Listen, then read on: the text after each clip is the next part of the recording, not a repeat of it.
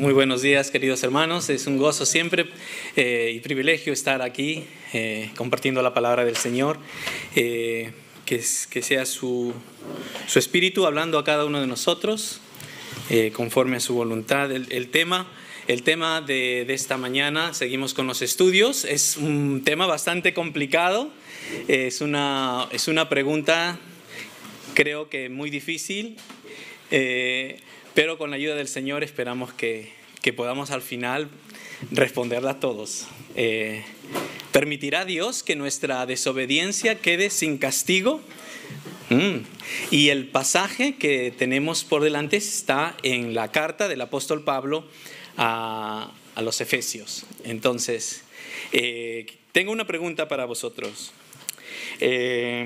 Si tuvieras la posibilidad de vivir en un país, en una ciudad, más específicamente, en una ciudad donde pudieras hacer lo que realmente a ti te gusta, ¿qué ciudad sería esa?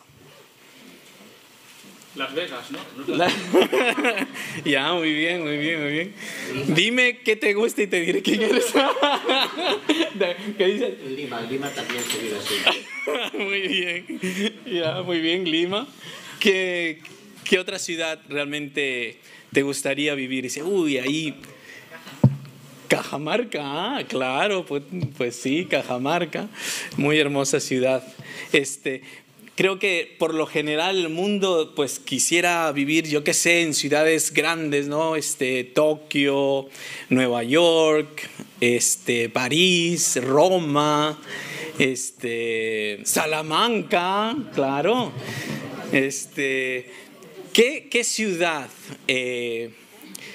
donde uno diría, mira, allí se vive bien, allí hay de todo, ¿no? Allí hay de todo. Entonces, quisiera brevemente dar un repaso por la ciudad justamente a donde el apóstol Pablo estaba escribiendo a creyentes en la ciudad de Éfeso. Digo esto porque Éfeso en ese tiempo, en el siglo I, era la ciudad, era la Nueva York, el Madrid o lo que sea de la ciudad, la mejor ciudad para vivir, ¿no? Porque si tú decías, ahí está Éfeso, en lo que sea Asia Menor, ¿no? Ven ahí en la estrellita roja, ese es Éfeso. Y si tú querías ir al lugar donde vivía la diosa más poderosa, la que te permitía hacer de todo, condenar a tus enemigos, bendecir a tu familia, el lugar perfecto para vivir era Éfeso. Allí estaba una de las 7 maravillas del mundo antiguo, el templo de Artemis o Diana. Ahí tienen una de sus imágenes que desborda toda esa fertilidad, ¿no? Ese era el lugar para ir. Si para ti lo mejor para hacer es los negocios, pues tenías que ir a Éfeso, porque ahí se vendía todo lo que era la última moda en vestidos, en trabajos de plata. Los negocios era el puerto ideal, ¿ok? Si a ti te gustaba el drama, la poesía, tenías que ir allí porque allí estaba el teatro, ¿no? De 25,000 personas. Y si te gustaban los deportes, las olimpiadas, pues se realizaban también allí en Éfeso. Era la segunda ciudad más importante para este tipo de actividades deportivas, ¿no? El estadio donde habían combates de gladiadores, etcétera, etcétera. Éfeso era el lugar perfecto. Y si te gustaban los gimnasios y ir a un baño térmico, etcétera, etcétera, también allí tenías que ir a Éfeso a disfrutar de la vida. Y si tenías alguna enfermedad difícil de curar, pues también allí estaban 2 de los mejores médicos de esa época. Y estaban las escuelas de medicina allí. Imagínate, Éfeso era el lugar. Si alguien quería vivir la vida, Éfeso era el lugar. Sin embargo, el apóstol Pablo, cuando escribe a los efesios, ¿qué les dice? Veamos en nuestras Biblias, Efesios capítulo 2. Miren lo que dice, muy interesante. Y él está hablando a los creyentes en Éfeso, ya se han convertido, y les dice, y él os dio vida a vosotros cuando estabais muertos en vuestros delitos y pecados, en los cuales anduvisteis en otro tiempo, siguiendo la corriente de este mundo, conforme al príncipe de la potestad del aire, el espíritu que ahora opera en los hijos de desobediencia. Si algún creyente o alguna persona en Éfeso pensaba que vivía la vida y que estaba más vivo que nunca, pues en los ojos de Dios estaba muerto espiritualmente, muertos vivientes. Eran muertos vivientes, pero dice Dios les dio vida a través de Cristo Jesús por la fe en Él. Eso, ¿cómo nace la iglesia en Éfeso? El apóstol Pablo llega y personas se convierten, y Éfeso pasó a ser una sede de Satanás para proclamar la religión a la diosa Diana, porque dice en la revuelta, ¿se acuerdan? Dicen las personas, a nuestra diosa Diana, a quien adora, dice todo el mundo. O sea, a partir de Éfeso, la religión pagana se había esparcido por todo el imperio. Pasó a ser ahora un centro cristiano evangelístico también para todas las naciones. ¿Ustedes creen que Satanás se quedaría contento? Pues va a contraatacar Satanás, ¿saben? Va a contraatacar. Y lo hace en estos pasajes que están allí en resumen, solamente para mencionar. Va a hacerlo por un ataque exterior, ¿no? Porque va a haber oposición de los religiosos que vivían allí, y también se acuerdan de que son acusados de quitarles el negocio, ¿no? En Éfeso. Y el sindicato ahí se salió y comenzó a gritar, ¿no? Vivas a la diosa Diana. Hubo esa oposición de parte del enemigo.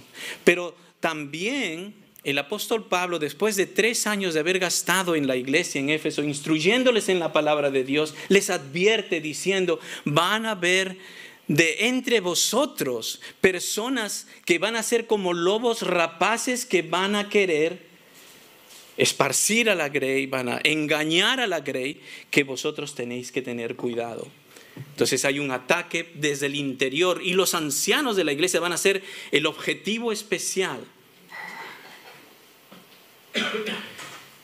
En 1 Timoteo, que también que estaba residiendo en Éfeso, Pablo le escribe que se cuide de las falsas doctrinas que están aflorando.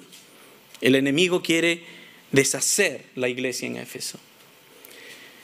En Apocalipsis, en la carta a Éfeso, la iglesia de Éfeso, también habla de falsos apóstoles que los ancianos, los creyentes en Éfeso, sí llegan a descubrir esa falsedad y no les creen, ¿no? Y son arrojados.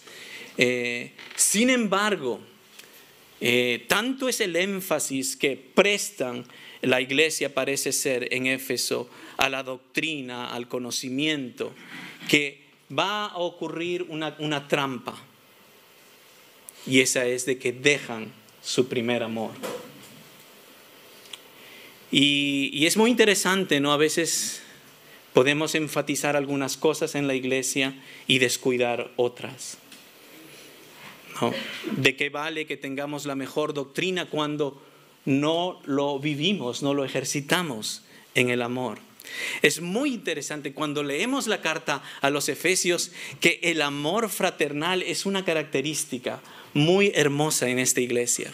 Y Pablo en esta carta les va a exhortar a continuar, a perseverar, a vivir en amor, demostrar ese amor en la iglesia, en una sociedad que realmente eran tinieblas.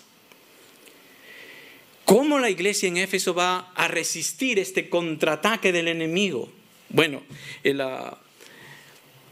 el apóstol Pablo, al escribir, dirigido por el Espíritu Santo, va a escribir esta carta a los Efesios.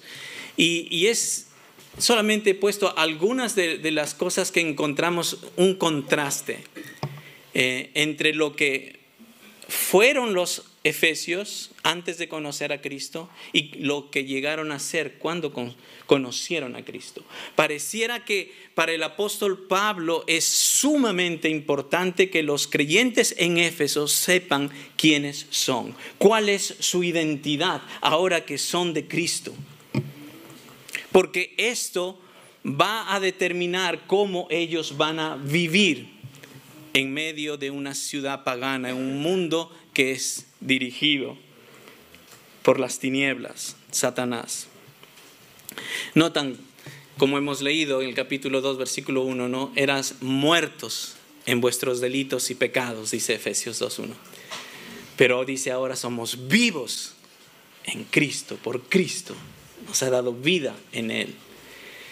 En el 2:3 dice que son hijos de ira. O sea, que son objetos de la ira de Dios por la manera de vivir y por su rechazo de su Hijo Jesucristo.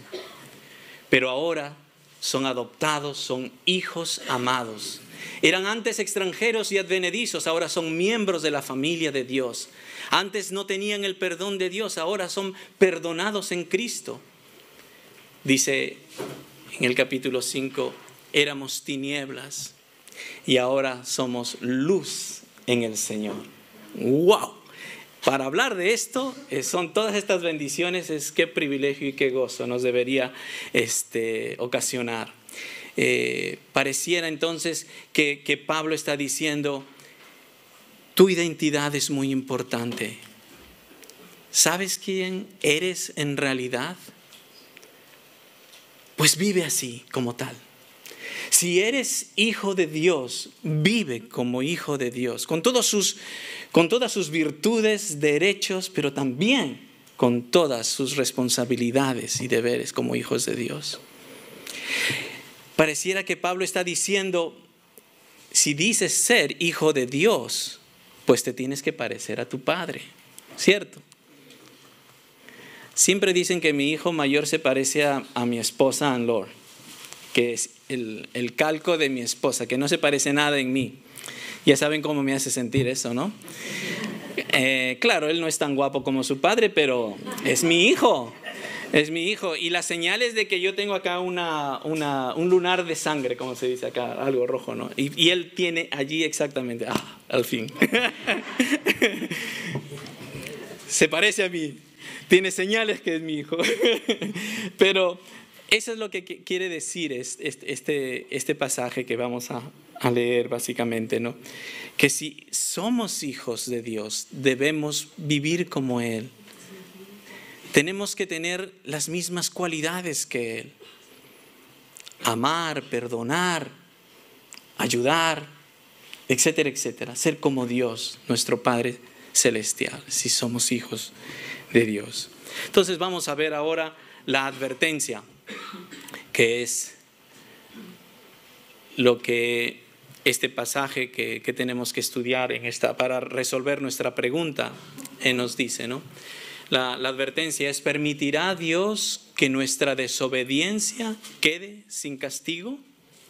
¿No? Y el texto es dice, porque sabéis esto, dice Pablo a los Efesios, que ningún fornicario o inmundo o avaro que es idólatra tiene herencia en el reino de Cristo y de Dios. Nadie os engañe con palabras vanas, porque por estas cosas viene la ira de Dios sobre los hijos de desobediencia.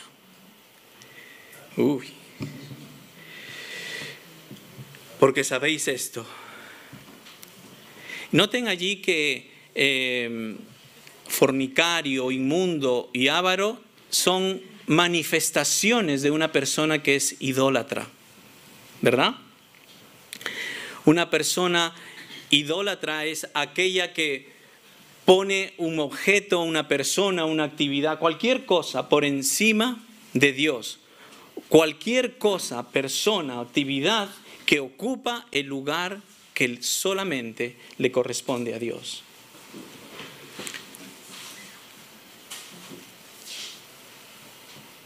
Ningún idólatra tiene herencia en el reino de Cristo y de Dios. Wow, ¿por qué dice esto Pablo? ¿Está refiriéndose a los creyentes? ¿En qué sentido? ¿O está refiriéndose a los no creyentes que están en la iglesia? ¿No? Esta es una advertencia, como ven, muy seria. Porque si pasamos por alto esta advertencia, está en juego nuestro destino eterno. Porque si no somos creyentes genuinos y somos idólatras, pues no somos herederos del reino de Dios. Un reino, una herencia que Dios da a aquellos que son sus hijos. ¿Y cómo nosotros llegamos a ser hijos de Dios? Dice la Biblia que Jesús a lo suyo vino, al pueblo de Israel, y los suyos no le recibieron. Mas a todos los que le recibieron y creyeron en su nombre, les dio el derecho, la potestad de ser llamados hijos de Dios. ¿Lo has hecho? ¿Has creído en el nombre de Cristo, de Jesús, el Salvador del mundo, y le has recibido en tu vida? Si es así, dice la Biblia, lo dice la Biblia claramente, que nos hacemos hijos de Dios y somos herederos de su reino. Noten aquí que no está comparando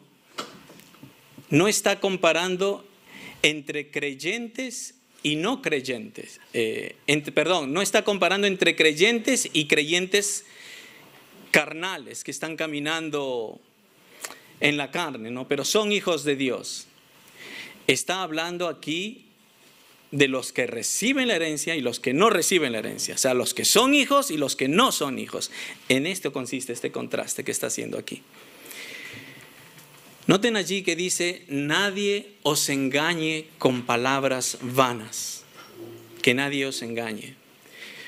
Primeramente hemos visto en la introducción de que va a haber falsos maestros que se van a meter en la iglesia.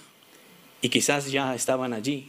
Y estaban diciendo: mira, si eres salvo por la fe, ya el cielo ya está comprado para ti. Vive ahora como se te da en gana.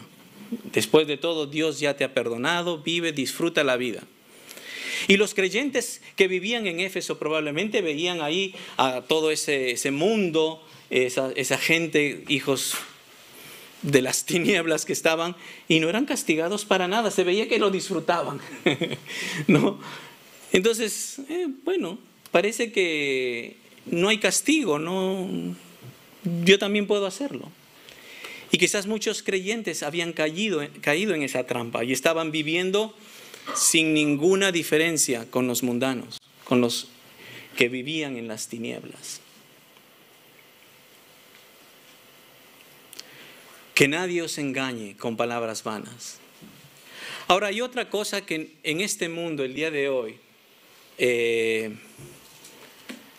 podido observar, que hay muchos lugares donde se dice que se predica el Evangelio, se predica la palabra de Dios, pero en realidad no lo están predicando. Muchas veces escuchamos, o seguramente han escuchado, la teología de la prosperidad. Y lo único que ellos predican en sus campañas evangelísticas o cuando supuestamente están predicando el Evangelio es decir esto simplemente: ven a Cristo porque Él va a salvar tu matrimonio. Ven a Cristo porque Él te va a sacar de tu crisis económica. Ven a Cristo que Él te va a sanar. Pero no hay mensaje de arrepentimiento, no hay mensaje de la cruz. Y veo que muchas de estas iglesias tienen muchedumbres que están siguiendo a Jesús en su mente, pero no han entendido lo que es en realidad el mensaje del Evangelio.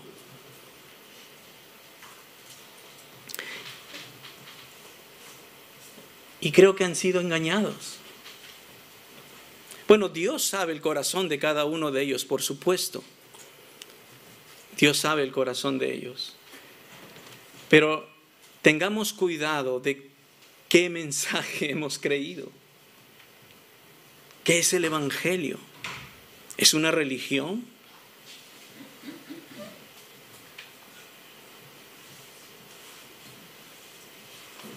¿Es una manera nueva de vivir con éxito? ¿El éxito está garantizado? ¿Es eso el Evangelio? No hay problemas económicos, no hay problemas de salud, no hay problemas en la familia. ¿Es eso el Evangelio?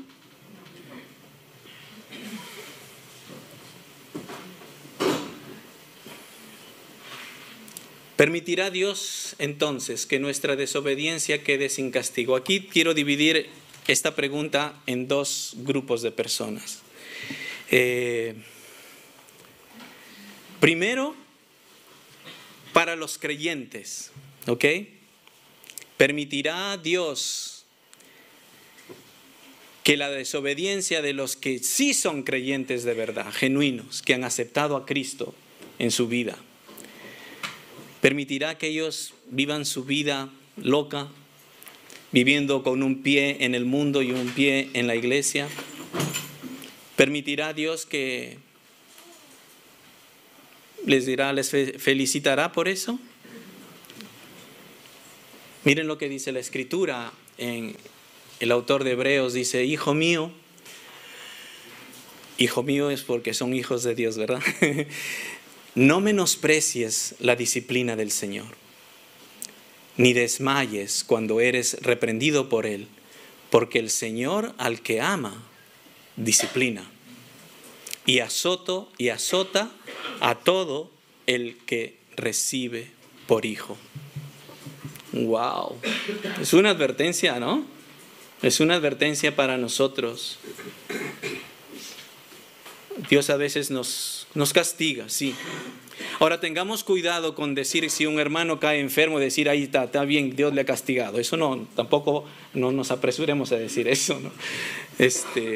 Dios sabe cómo trata con cada uno de nosotros. Pero también fíjense lo que dice Pablo en 1 Corintios, ¿no? Por lo cual hay muchos enfermos y debilitados entre vosotros, y muchos duermen. Cuando dice duermen, no quiere que están tomando la siesta aquí, ¿saben, no? Han pasado a la presencia del Señor. Y sí, Dios puede hacer que en nuestra desobediencia, la única manera que paremos nuestra vida de pecado es ponernos en la cama, enfermos, porque es el único lugar, como alguien ha dicho, donde podemos mirar hacia arriba, buscando a Dios. Y a veces también el Señor se lleva a sus hijos cuando ve que no hay nada que los pare en su manera de pecar. Dios los lleva. Y eso solo Dios lo sabe. Pero eso sucede. La Escritura lo dice. Pero para los que no son creyentes, para aquellos que están dudando del Evangelio, para aquellos que están dudando de Dios, para aquellos que están posponiendo su decisión de aceptar a Cristo y seguirle, ahí es más peligroso la cosa, ¿no? Ahí es más peligroso. Sí, ciertamente Dios también castiga a los no creyentes con juicio en este mundo, pero también lo hará en el juicio final. Y mira, noten aquí lo que dice el versículo 6. El versículo 6 de Efesios, el pasaje que estamos viendo, dice, ¿no? Nadie os engañe con palabras vanas, porque por estas cosas viene la ira de Dios sobre los hijos de desobediencia, por aquellos que no han obedecido el llamado del Evangelio a creer en Jesucristo. va a haber un juicio final.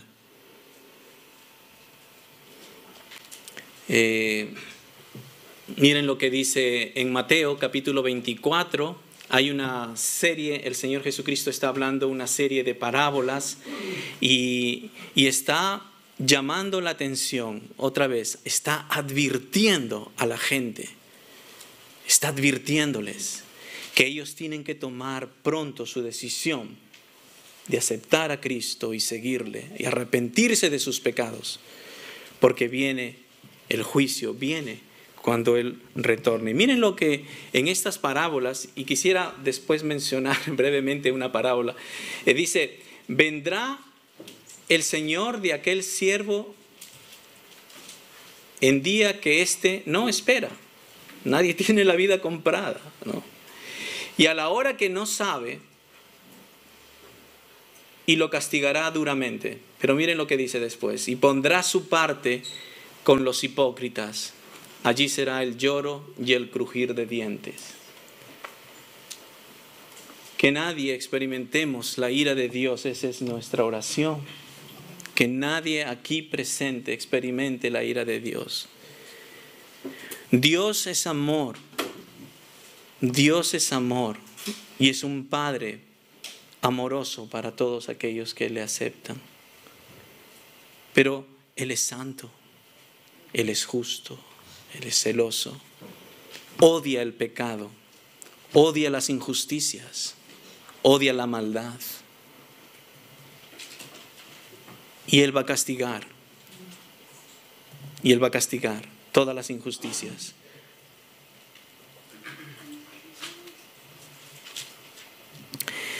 Quisiera,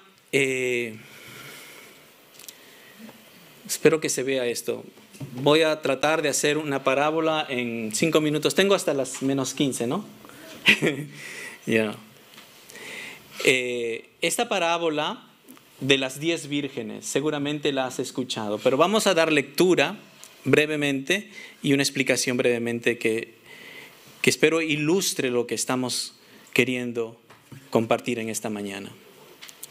Es una parábola que, como decía, es una advertencia del Señor Jesucristo para las personas que están tomando a la ligera su vida espiritual y su destino eterno y piensan que tienen la vida comprada y que lo harán cuando ellos quieren. Cuidado, esta parábola va para todos ellos. Entonces el reino, deseo del Señor Jesucristo, entonces el reino de los cielos será semejante a 10 vírgenes que tomando sus lámparas salieron a recibir al esposo. 5 de ellas eran prudentes y 5 insensatas. Las insensatas, tomando sus lámparas, no tomaron consigo aceite, mas las prudentes tomaron aceite en sus vasijas, juntamente con sus lámparas. Y tardándose el esposo, cabecearon todas y se durmieron. Y a la medianoche se oyó un clamor: «Aquí viene el esposo, salid a recibirle». Entonces todas aquellas vírgenes se levantaron y arreglaron sus lámparas. Y las insensatas dijeron a las prudentes: «Dadnos de vuestro aceite, porque nuestras lámparas se apagan». Mas las prudentes respondieron diciendo: «Para que no nos falte a nosotras y a vosotras, id más bien a los que venden y comprad para vosotras mismas». Pero mientras ellas iban a comprar, vino el esposo, y las que estaban preparadas entraron en él, a las bodas. Y se cerró la puerta. Después vinieron también las otras vírgenes, que se habían quedado afuera, diciendo: «Señor, Señor, ábrenos». Mas él, respondiendo, dijo: «De cierto os digo que no os conozco. Velad, pues, porque no sabéis el día ni la hora en que el Hijo del Hombre ha de venir». Quiero que pienses en estas 10 vírgenes, 5 prudentes y 5 insensatas. Si tú las ves físicamente, no hay ninguna diferencia, porque todas están vestidas para la boda, ¿cierto? Todas tienen lámparas, ¿cierto? Todas tienen aceite, al menos un poquito, ¿no? Porque dice que tenían prendidas y se les apagó la lámpara, ¿no? Tenían al menos un poquito. ¿Qué más? ¿En qué más se parecían? Tenían, es que tú las veías ahí y decías, ahí están las 10 vírgenes. Pero ¿cuál era la diferencia? ¿Cuál era la diferencia? Exacto. Unas se habían preparado para las bodas, para honrar a los novios. Se habían preparado. Las otras no. Las otras pensaron con liviandad su responsabilidad de estar preparadas. Ahora, déjame decirte, querido hermano, de que puede ser que en la iglesia del Señor, también dentro de nosotros, aquí reunidos, o en cualquier iglesia cristiana en el mundo, puede haber personas que tú al verlas en la iglesia, con su Biblia en mano, cantando canciones, disfrutando de la comunión, con su Biblia, está todo, aparentemente está todo igual. Sin embargo, hay algo que no ha pasado en su corazón, algo que solamente Dios sabe y esa persona también.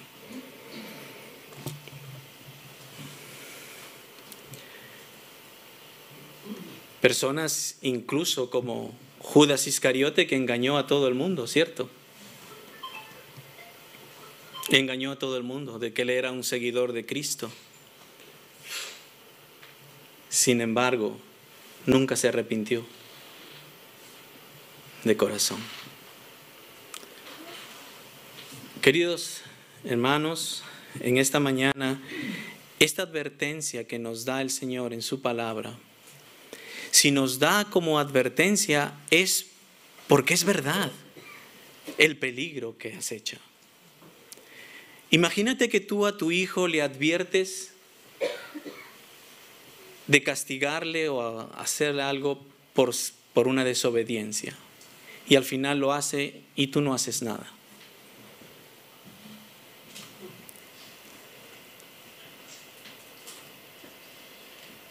¿Qué mensaje se está transmitiendo allí, verdad? Pero Dios no es así. Dios no es así. Si Él advierte es porque es verdad. Y en los evangelios encontramos muchas advertencias como esta. De que vale si ganas el mundo y pierdes tu alma.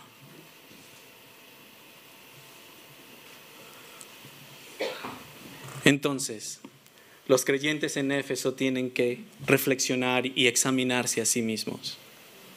Si han sido engañados, si están viviendo una vida doble, una vida, de repente nunca han aceptado a Cristo, nunca se han arrepentido de verdad y están viviendo su vida como a ellos les place. Los efesios tenían que arrepentirse, examinarse y volver. ¿Qué evidencias tendrían los efesios para decir que eran hijos de Dios? Y es la misma pregunta para cada uno de nosotros. ¿Qué evidencias puedes tú mostrar de que eres hijo de Dios? ¿En qué te pareces a Dios? Cuando pecas, ¿sufres? Cuando pecas, ¿sientes que has herido el corazón de Dios, tu Padre?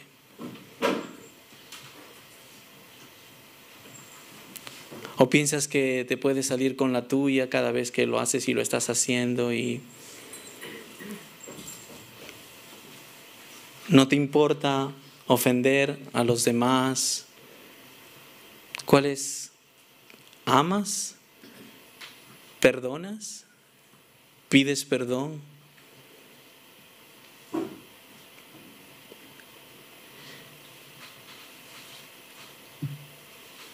Cuando nace un niño, ¿qué es lo que hace primeramente? ayuna y llora, ¿no? Porque come mucho, ¿verdad? Come mucho. Cuando uno nace en la familia de Dios, cuando uno se hace hijo de Dios, quiere crecer también. La leche no adulterada, como dice la Escritura, la palabra de Dios. ¿Amas la palabra de Dios? ¿Quieres conocer a Dios en su palabra? De cómo es Él y de cuánto te ama y cómo quiere que vivas en este mundo.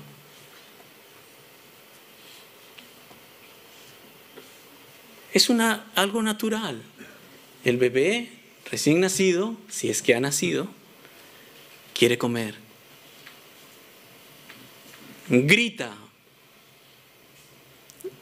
por comer. Ahora, no confundamos, no caigamos en el otro extremo.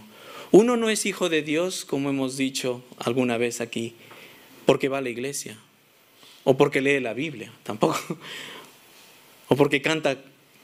No es eso. Uno no se hace hijo de Dios haciendo estas cosas.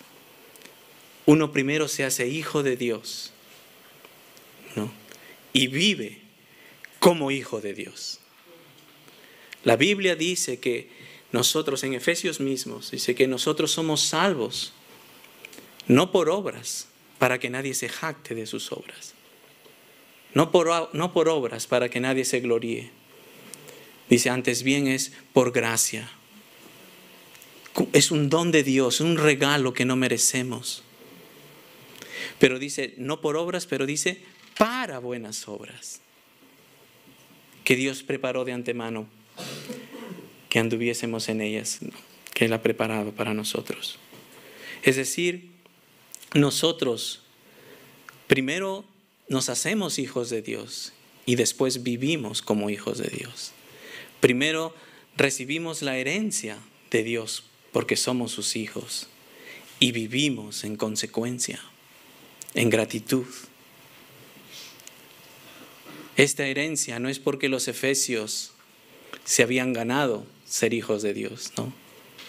Habían sido hijos de Dios por la redención que es en Cristo, por el perdón que Él ofrece a todo aquel que en Él cree, para vivir una vida nueva.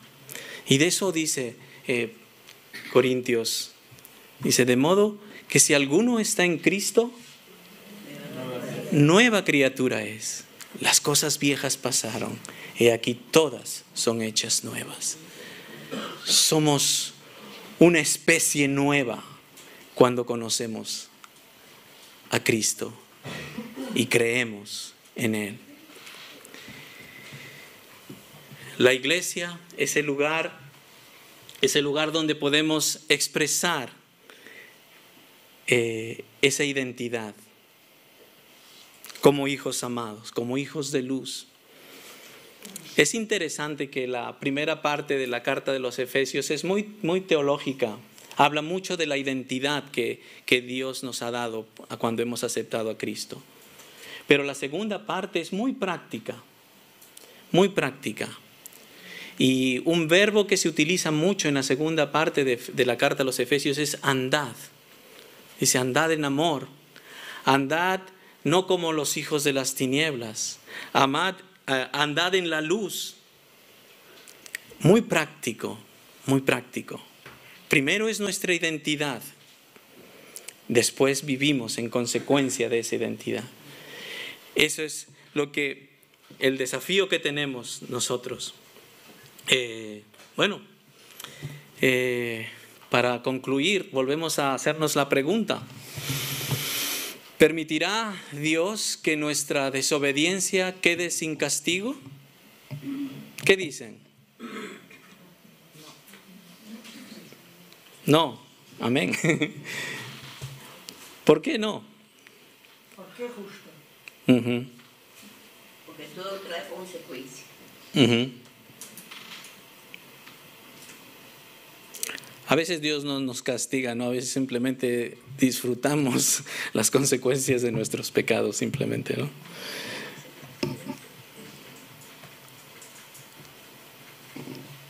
Sí, ciertamente Dios no va a tener por inocente al culpable. Él es justo. Hermanos, que el Señor nos ayude a cada uno. A cada uno. Dios conoce nuestro corazón y que podamos hacer un autoexamen. Es muy importante. ¿En qué lado de las 10 vírgenes estoy? ¿Soy hijo de Dios? ¿Qué he creído? ¿Lo he creído? ¿Lo he aceptado? ¿Estoy viviendo como tal? Que el Señor nos ayude. Oremos, hermanos.